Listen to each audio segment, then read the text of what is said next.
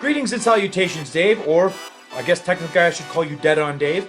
This is Christopher Daniels. Hey everyone, it's the Native American Tonka. Want to give a big shout out to Dead on Dave. Dave, this is Leon White, Big Van Vader. Dead on Dave. What's up, man? It's the coach. Hello, this is the hardcore legend Mick Foley, and I know when I want to keep up with the latest in wrestling news from around the world, I check in with Dead on Dave Productions. He covers a wide variety of wrestling topics, including the career of the hardcore legend. Don't miss it. Dead on Productions. Yeah.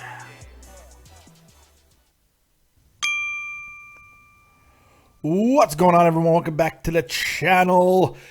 It's your boy Dead on Dave, and we are here coming at you live from Germany with your necessary just full rush of NXT review love. You know, if you're like me, you love NXT. It's your favorite hour of wrestling a week and everything, but you don't always want to sit through a live review right afterwards, or you don't want to sit through a 20-minute match by match, segment by segment. So I'm here to give you my NXT thoughts quickly and all over your face, neck, and chest, just the way you like it, because that's what we do here. All right, so let's jump right into it, man. Let's not dilly-dally. Look, first, NXT opened with a 5-minute recap, which I'm not usually a fan of, but NXT TakeOver the end was so goddamn good that I don't mind seeing a recap of it. In fact, it just pumped me up.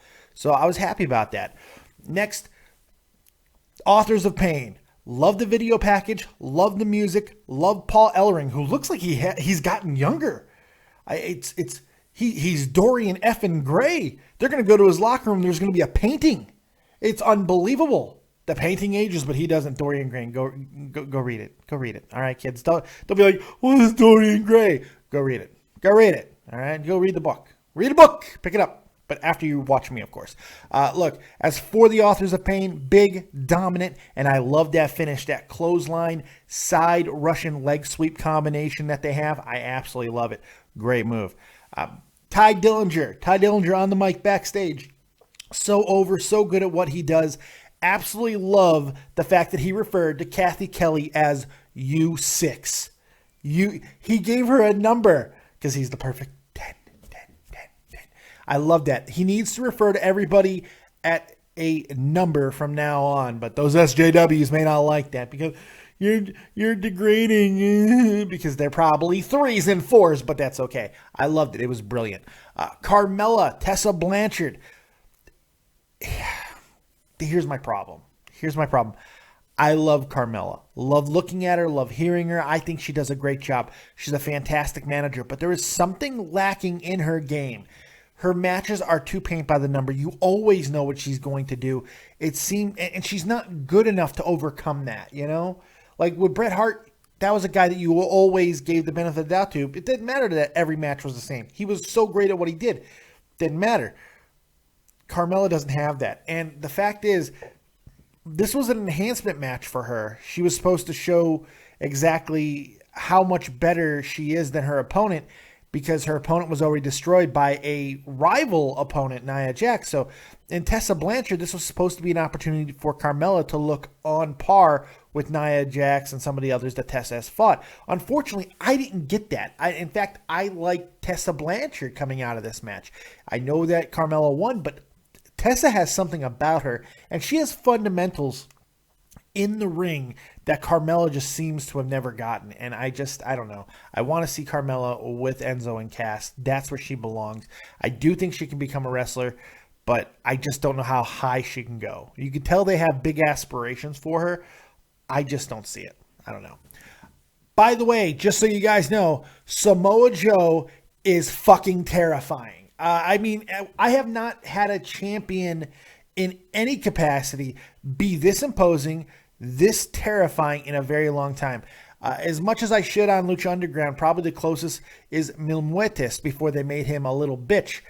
Before that happened, Mil Muertes was the guy that, like, he's a terrifying champion. Samoa Joe's even scarier than him because he's not 6'6", 6'7", 6'8". He's small, he's compact, but he is an absolute monster. He is a legit champ. He is the most legit champ that WWE has.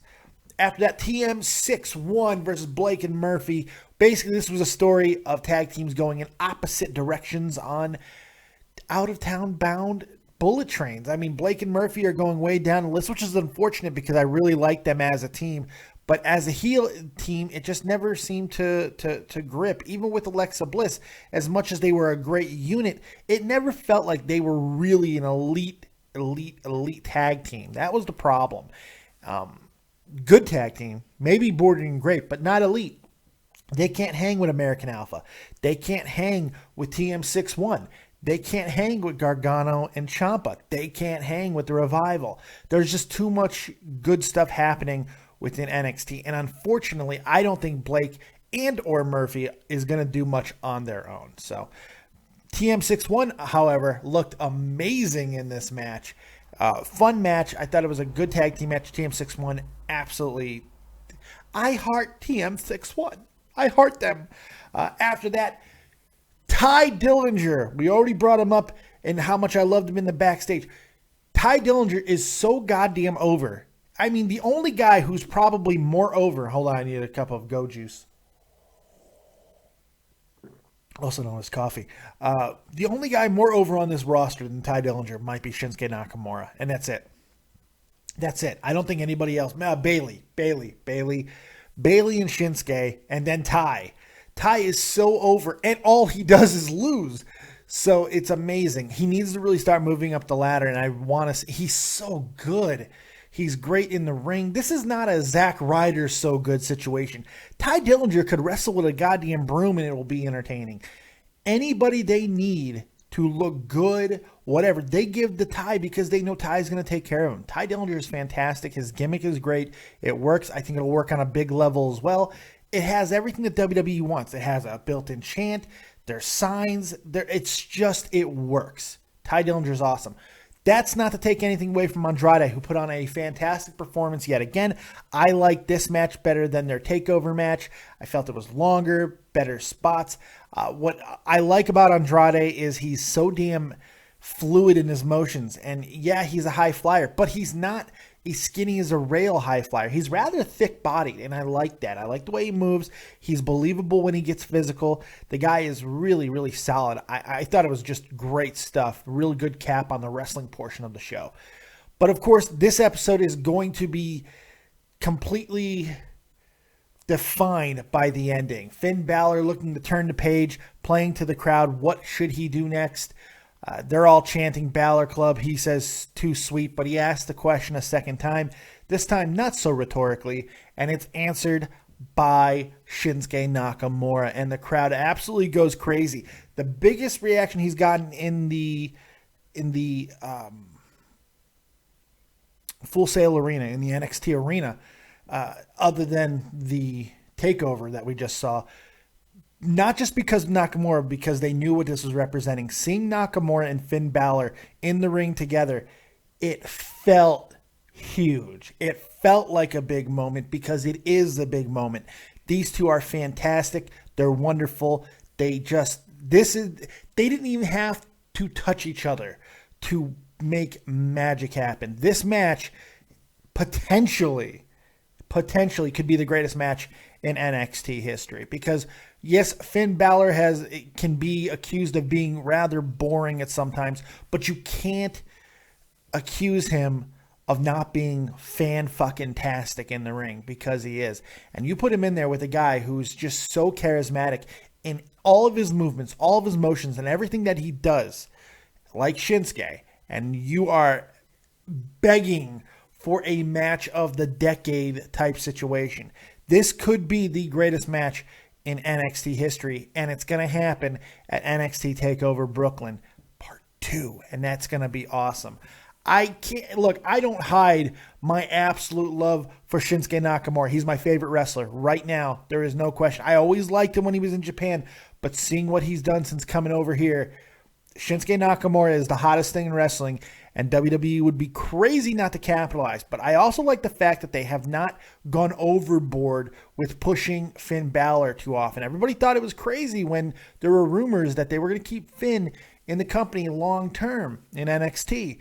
But they said they wanted him to have other major feuds in NXT, and you know what? They are certainly doing that. They are certainly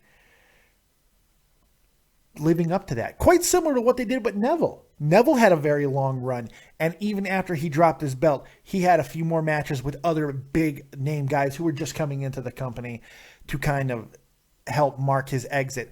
And that's the way it should be. I like that. I mean, Sami Zayn, somewhat similar in a lot of ways, but his was more due to injury and everything than anything else. Overall, I really enjoyed this NXT. I thought it was very good. I'm going to give it close to a 9. I'm going to give it about an 8.5. I thought it was just very solid. There was nothing that I hated. Lots of fun. And Nakamura, Finn Balor blew my face off. So there you have it. There it is, kids. I hope this was a fast NXT review. I feel like it was. So there you go, all over your face, neck, and chest. I hope you enjoyed it, and we'll see you a little bit later on. I'm sure I'll do something else today. I'm trying to get more videos out, but I got to be completely honest with everybody. Since I started the diet and everything, I'm sleeping better than I have in literally years. I'm finally getting sleep, and I don't want to wreck that. You got to remember, I'm in Germany, and to do these live reviews, that essentially means I have to stay up all night. And with the pain that I'm always in, with my disability, with my nerve damage, that's detrimental to me sometimes for weeks. So being able to have a long stretch where I'm able to sleep through the night, it's so rare. So it's hard for me not to take advantage of it. That being said, I'm going to do my best to see if I can get SmackDown live review tonight. I think I'm going to do it. It all depends on if I can get SmackDown early. But don't worry, once SmackDown goes live on July 19th, all bets are off. I will be doing the live SmackDown review just like I do the live Raw review. So thank you guys very much for joining me right here on Dead on Dave Productions. Like, subscribe, and share. Go check out the merch store, deadondave.spreadshirt.com. We got great stuff, and we got a Nerd and the Jerk shirt coming soon, hopefully, which I'm very excited about. So make sure you guys are supporting. And go watch Nerd and the Jerk, man. Nerd and the Jerk. If you want to see some fun stuff, Jake Link absolutely kills it. 2 talls there, if that helps get you into the door. So thank you guys very much. We'll see you next time right here on Dead on Dave Productions. Like, subscribe, and share. And as always, if you don't have talent, have talented friends. We'll see you next time. Peace.